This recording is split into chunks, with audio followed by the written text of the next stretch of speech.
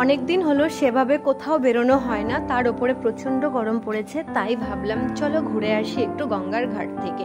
তো বাড়ি থেকে যেহেতু অনেকটাই কাছে এই শিবশক্তি মা অন্নপূর্ণার মন্দির, তো ভাবলাম প্রথমে চলো মন্দিরে যাই, একটু মাকে দর্শন করি, তারপরে পাশেই গঙ্গার ঘাটে গিয়ে কিছু সময় বসবো, তারপরে চলে আসবো বাড়িতে।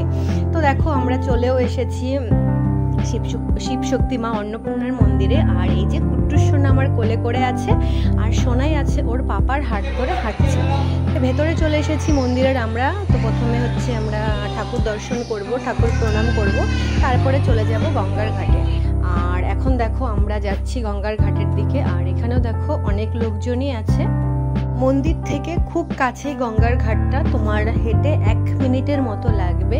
আর এই মন্দিরটা অনেকটাই দক্ষিণেশ্বরের মন্দিরের মতো দেখতে লাগে। তো দেখো আমরা যাচ্ছি গঙ্গার ঘাটের দিকে, একদম সামনেই গঙ্গার ঘাটটা।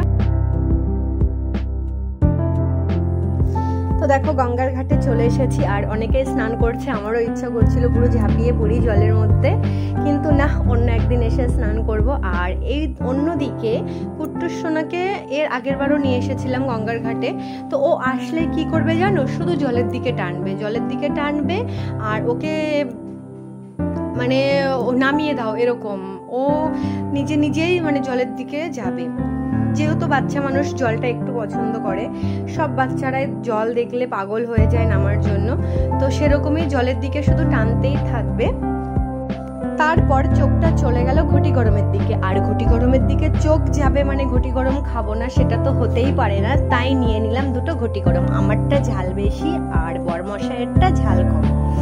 আর এই দিকে দেখো কুট্টুস সোনা টানতে নিয়ে যাচ্ছে ওর পাপাকে।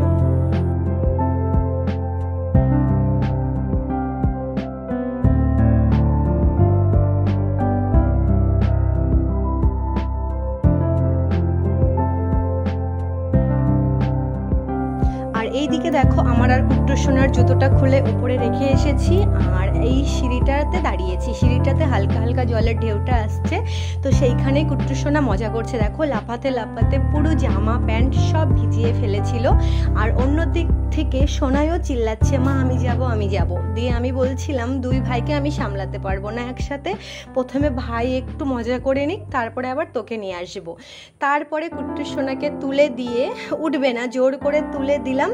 তারপরে সোনাই আর আমি একটু জল দিয়ে হাঁটলাম, মানে হালকা ওই সিঁড়িতে দাঁড়িয়েই মানে জল দিয়ে হাঁটছিলাম। তারপরে এখন চলে যাচ্ছি বাড়ির দিকে, অনেকটাই রাত হয়ে গেছে। আর এইদিকে দেখো বাড়ি এসেই আমি বসে পড়েছি সোনাইয়ের স্কুল ব্যাগ গোছাতে। 1 মাসেরও বেশি স্কুল ছুটি ছিল, তারপর স্কুলটা খুলছে। তো আমি সবসময় কি করি, সোনাইয়ের স্কুল ব্যাগটা আগের দিন গুছিয়েই রাখি, কারণ ওর মর্নিংয়ে স্কুল, আর পরের দিন সকালে শুধু হচ্ছে টিফিন আর জলের বোতলটা ভরে দিই, ব্যাস হয়ে যায়। সব বই খাতা সব গোছানো থাকলে আমার অনেকটা সুবিধা হয়, এর জন্য আমি আগের দিন রাত্রে সবটা গুছিয়ে রাখি।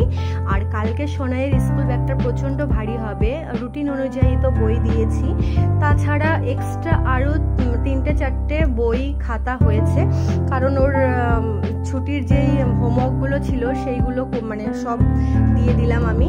অন্যদিকে দেখো সবার খাওয়া হয়ে গেছে, এখন আমি খেতে বসেছি। এইদিকে নিয়ে নিয়েছি রুটি, একটা রুটি আছে এখানে, আরেকটা রুটি নেব আমি। আর নিয়ে নিয়েছি হচ্ছে একটু মটন, দুপুরে একটু মটন করেছিলাম, সেটাই একটু ছিল, তো সেই নিয়ে নিয়েছি। তো চলো আজকের মতো এই পর্যন্তই ভিডিওটা। যদি ভালো লাগে একটা লাইক কমেন্ট শেয়ার করো। আর তোমরা যদি আমার ফেসবুক পেজ থেকে দেখো তাহলে ফলো করে দিও, আর ইউটিউব চ্যানেল থেকে যদি দেখো তাহলে সাবস্ক্রাইবার করে দিও। টাটা।